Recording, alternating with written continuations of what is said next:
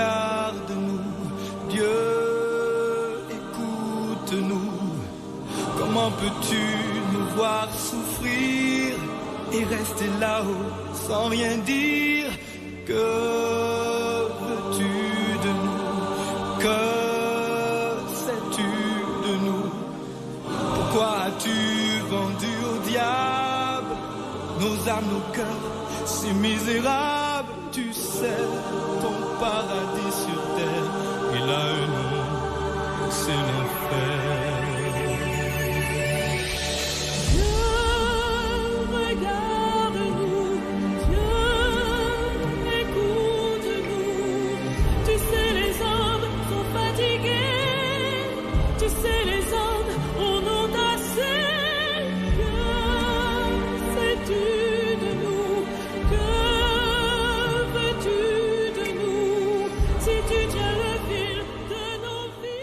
Bonjour à tous, je suis Immaculée Jean, étudiante en communication sociale. Nous sommes à la bibliothèque haïtienne des Spiritains, la plus ancienne bibliothèque patrimoniale en Haïti. Elle a été fondée en 1873 par le père Daniel Wick et elle est logée au local du petit séminaire Collège Saint-Martial. La bibliothèque a parmi ses objectifs de réunir une documentation aussi complète que possible autour des thèmes suivants: Haïti, histoire, littérature, culture, l'histoire des Amériques, spécialement de la Caraïbe, l'histoire de l'esclavage en Haïti et dans le monde. Justement, dans le cadre du lancement du site web de la BHS et de l'exposition sur l'esclavage, nous avons avec nous M. Laënnec Urbon, docteur en sociologie, un ancien élève du petit séminaire Collège Saint-Martial, spécialiste des religions afro-américaines, président de la route de l'esclavage, directeur de recherche honoraire au CNR, Centre national de la recherche scientifique, et membre fondateur de l'université Quisqueya. Pour ne citer que cela, M. Laënnec va nous parler un peu de l'esclavage qui, depuis quelque temps, fait couler beaucoup d'encre dans le monde. Dans ce cas, d'après vous, M. Laënnec, quelle est la différence entre un sociologue et un historien?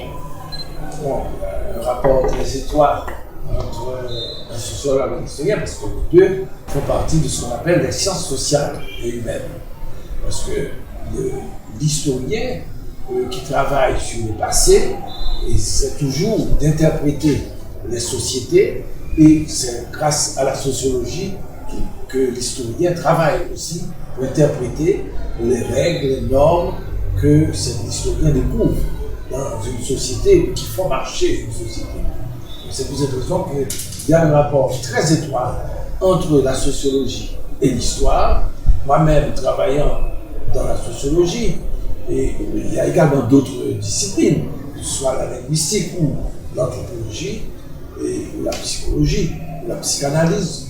Toutes ces disciplines-là rentrent dans ce qu'on appelle les sciences sociales et les sciences humaines. Donc, moi-même, travaillant en sociologie des religions, j'étais amené, évidemment, à travailler spécifiquement sur l'origine des différentes religions qui sont en place, qui sont en compétition en Haïti. Et parmi ces religions, il y a le vaudou, qui a été créé pendant la période esclavagiste par les Africains qui étaient déportés et mis en esclavage. Eh bien, j'étais amené, comme sociologue, à travailler sur cet aspect des religions des esclaves. Donc, de cette raison que, en fait, ma spécialité consiste précisément à voir les rapports qui existent entre religion, culture et politique. Et donc, ce qui fait que je suis toujours donc à la jointure, à l'articulation entre la sociologie et l'histoire. Donc, en particulier, à partir du moment que le vaudou fait partie d'une production culturelle créée par les esclaves eux-mêmes, il fallait comprendre l'esclavage. On travaillait sur l'esclavage, sur la traite elle-même, la traite ouvrière. J'ai travaillé avec beaucoup d'historiens et surtout, depuis que je m'occupe de la route de l'esclave en Haïti, qui est un projet de l'UNESCO qui date de 1994, un projet auquel Haïti a participé officiellement à travers ses institutions, eh bien, le projet route de l'esclave est un projet que l'UNESCO a créé pour permettre le développement des recherches sur l'esclavage.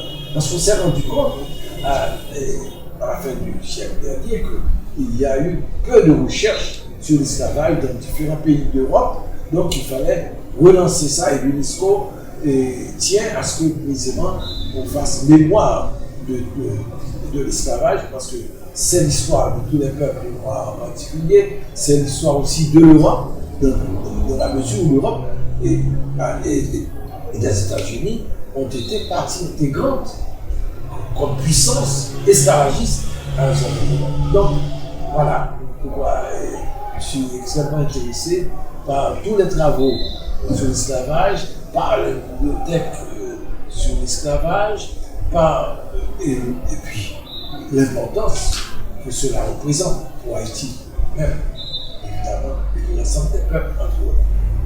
Pourriez-vous nous dire qui est à l'origine de l'esclavage? Il y a eu de l'esclavage un peu partout dans l'histoire, dans la plupart des sociétés. Il y en a eu d'abord en Afrique, il y avait un esclavage domestique qui était très important. Il y a également toute une traite musulmane aussi. Il y a eu l'utilisation dans le monde arabo-musulman de l'esclavage. Il y a eu également des pratiques d'esclavage dans l'Antiquité, gréco-latine, gréco-romaine. Donc il y a eu énormément d'études qui ont été faites sur l'esclavage dans le monde antique. Mais on reconnaît que l'esclavage qui a été créé à partir du XVIe siècle, à partir de la découverte, ce qu'on appelle la découverte, à partir de la conquête, disons, des Amériques, depuis Christophe Colomb, donc on sait très bien qu'il y a eu l'essai de mettre en esclavage les Indiens. Et comme ça n'a pas marché, c'est à ce moment-là qu'on a pensé faire appel aux Noirs de l'Afrique. Et là, ça a commencé de ce qu'on appelle une véritable traite des nègres. Et donc, on a amené vers tous les pays de l'Amérique, d'abord aux États-Unis, puis en particulier dans la Caraïbe et à Saint-Domingue. Il y a eu évidemment des puissances métropolitaines comme la France, le Portugal, l'Espagne et la Hollande. Tous ces pays ont participé à ce qu'on appelle la traite. Ils avaient besoin à ce moment-là de main-d'œuvre pour le sucre, pour les épices, pour le café indigo. À ce moment-là, donc, les puissances européennes se sont mises à réaliser une véritable traite officielle de l'Afrique, et c'est comme ça qu'ils se sont mis à s'enrichir grâce au travail des esclaves d'Afrique. Donc, c'est cette partie-là sur laquelle beaucoup de gens travaillent aujourd'hui, depuis que l'UNESCO en particulier s'est rendu compte qu'il y avait ce qu'on appelle un véritable silence sur la vérité de l'esclavage et surtout sur la mémoire de l'esclavage dans la plupart des pays, parce que c'est ce silence sur la mémoire de l'esclavage qui fait que précisément il y a tout un racisme anti-noir qui s'est perpétué à travers l'histoire récente, donc des 4 derniers siècles. Et c'est pour cette raison que l'UNESCO a lancé ce qu'on appelle le projet route de l'esclave, qui a permis de relancer les recherches sur l'esclavage, relancer les bibliothèques sur l'esclavage, qui permettent une connaissance, et connaissance à la fois pour nous autres, comme Noirs, comme peuple, puisque c'est notre passé, c'est notre mémoire, il faut que nous puissions nous l'approprier pour pouvoir nous faire respecter notre identité, notre culture, notre histoire et sortir de l'ère de la hiérarchisation raciale des sociétés. Cette hiérarchisation raciale a été produite pendant la période esclavagiste. On a choisi le groupe de Noirs, ou décidaient qu'ils étaient inférieurs par rapport aux Blancs, et c'est pour cette raison qu'on les réduisait en esclavage. Voilà l'origine de la question de l'esclavage. Donc, après vous dire, est-ce qu'on pourrait dire que c'était seulement les Noirs qui étaient des esclaves, qui ont été des esclaves? Non, il y a eu des Blancs qui étaient des esclaves, comme le mot slave, esclave veut dire que c'était déjà des Blancs, et il y a eu également dans l'Antiquité des gens qui étaient peut-être des Blancs, mais qui étaient considérés comme des étrangers. Même si c'était blanc, ils étaient considérés comme des étrangers par rapport au pays, la société qui les rendait en esclavage. Donc, ce n'est pas parce qu'ils sont. C'est à partir du XVIe siècle, du XVe, fin du XVe siècle, qu'on a vu qu'ils ont compris qu'il fallait faire venir des Noirs d'un continent, et c'est ce qu'on appelle le va-et triangulaire, qui sont de l'Afrique vers ici, et puis ici, à partir de là, des Amériques, ils transportaient les marchandises et le produit du travail des esclaves vers l'Europe. Donc, est-ce qu'on peut dire que l'esclavage est de l'histoire ancienne à nos jours? C'est vrai, il n'est pas de l'histoire ancienne, c'est une mémoire récente. Pour un Haïtien, c'est son histoire. Pour les Africains, c'est leur histoire aussi. Ce n'est pas une histoire ancienne, c'est notre mémoire. Ça fait partie de notre histoire que nous devons étudier.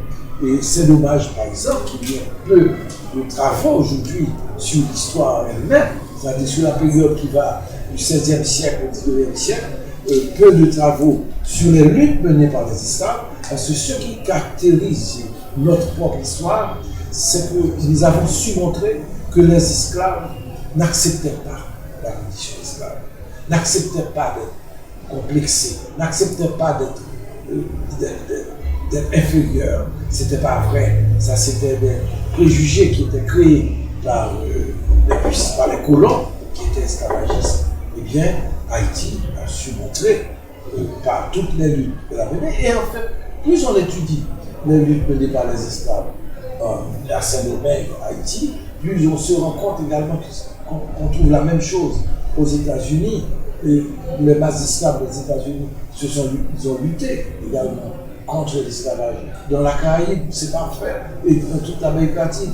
Et ils ont commencé d'ailleurs, depuis la déportation, depuis les bateaux, il y a eu plusieurs révoltes d'esclaves. Donc ce qui caractérise cette histoire, c'est que précisément, il y a quelque chose pour nous qui nous permet de nous reprendre notre dignité, de reconquérir notre dignité en assumant notre histoire pendant la période d'esclavage. Oui, monsieur Lainec. On parle beaucoup aujourd'hui d'esclavage moderne. Pouvez-vous nous en toucher un mot? Bon. Moi, je pense que l'esclavage que nous avons connu était déjà un esclavage moderne. L'esclavage qu'on a connu pendant les 3 derniers siècles, le 15e siècle, au 19e siècle.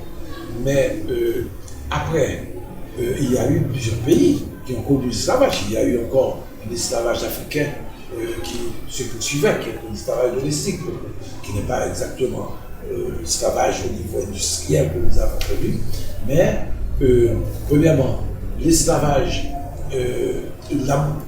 a été aboli seulement et totalement pour les Amériques vers la fin du 19e siècle. D'abord, aux États-Unis, ça s'est terminé par la guerre de sécession en 1862, à Porto Rico et à Cuba et au Brésil. Ça s'est terminé beaucoup plus tard, à la fin du 19e siècle, en 1898, 1893, 1898. Ce moment-là, vous voyez, dans un certain rapport, c'est pas si loin que ça, l'esclavage pour ces peuples-là. Mais pour nous, nous avons commencé beaucoup plus tôt, depuis 1791, jusqu'en 1804, nous avons eu une lutte qui partait de l'insurrection générale des esclaves de 1791 à 1804. Nous avons pu créer Haïti. Mais il y a encore beaucoup de types d'esclavage qui ne correspondent pas à ce que nous avons vécu comme esclavage. Donc il y a une spécificité de l'esclavage qu'on a connu dans la Caraïbe, aux États-Unis, dans la Caraïbe et en Amérique latine. Donc c'est tout à fait différent à partir de la déportation venue d'Afrique. Et maintenant, il y a l'esclavage, il y a la traite de femmes, et pour la prostitution, c'est une forme d'esclavage. Il y a ce qu'on appelle, il y a dans la domesticité aussi certaines formes de pratiques qui font penser à l'esclavage. C'est pour cette raison qu'on parle parfois d'esclavage moderne. Il y a des cas où des ouvriers sont amenés à travailler dans des conditions particulièrement difficiles qui font penser à l'esclavage. C'est pour cette raison qu'on parle encore de l'esclavage moderne. L'esclavage n'est pas complètement terminé sur certains rapports. Il y a la lutte pour la reconnaissance des droits humains fondamentaux qui est plantée à partir des luttes et menées avec succès contre l'esclavage depuis en particulier Saint-Domingue et Haïti, puisque c'est nous qui sommes les premiers à avoir rompu les chaînes de l'esclavage comme exemple pour tous les autres pays de l'Amérique latine et de la Caraïbe, et qui fait que Haïti est un pays phare, est un foyer important contre tous les esclavages qui pourraient exister. Même si nous avons beaucoup de problèmes, qu'il y a des dictatures encore qui réduisent les gens en état d'esclavage, malgré tout, Haïti a ses fondamentaux qu'on appelle les luttes menées avec succès contre l'esclavage et contre la colonisation en même temps. Et c'est cette belle histoire qui permet aujourd'hui à beaucoup de peuples de réclamer leur dignité et des droits, rien qu'en pensant à l'histoire d'Haïti. Donc, pourquoi serait-il important de se souvenir de l'esclavage? On se souvient beaucoup moins de l'esclavage dans le fond que de la mémoire des luttes menées contre l'esclavage. C'est ça qu'il faut comprendre. Parce que et c'est ce que nous avons su prouver avec la grande insurrection générale des esclaves qui ont dit non, nous ne pouvons pas accepter ces conditions-là, des conditions dans lesquelles on ne reconnaît pas leur existence en tant qu'être humain égal à tous les autres. Eh bien, c'est quand même un grand progrès réalisé dans la lutte contre l'esclavage que nous représentons. Est-ce que selon vous, la France et les pays colonialistes ont des redevances envers les anciens pays colonisés? Ils ont plus que des redevances. D'abord, ils se sont enrichis, ces pays-là se sont enrichis, on va dire. Jusqu'à présent, tous les grands ports en France, Nantes, La Rochelle, Bordeaux, et il y a eu actuellement beaucoup d'études qui ont été faites en France sur ce que l'esclavage a rapporté à cette puissance, et à la puissance française. Eh bien, et donc, ça c'est une chose. Mais d'autre part, il y a eu ce qu'on peut appeler l'indemnité, les indemnités qu'on a dû payer pour les colons qui ont perdu leurs biens, qui est bien acquis illégalement sur la base de la destruction de beaucoup d'êtres humains réduits en esclavage. Et bien ces colons ont obtenu de la puissance esclavagiste française, ont obtenu 150 millions de francs comme indemnité pour tous les biens qu'ils avaient perdus en 1804. Donc, autrement dit, Haïti a passé 1 siècle et demi à payer cette dette dans la France, ce qui représente quelque chose d'absolument inadmissible et critiquable. Et jusqu'à présent, beaucoup d'auteurs, beaucoup d'historiens et sociologues posent des problèmes relatifs à des réparations par rapport à cette histoire unique et cynique qui représente la dette que nous avons dû payer pour notre, en quelque sorte, pour rester un pays indépendant. Merci M. Laïdek d'avoir accepté de répondre à toutes ces questions. Merci. Je reste à votre disposition. Donc, vous pouvez. Merci.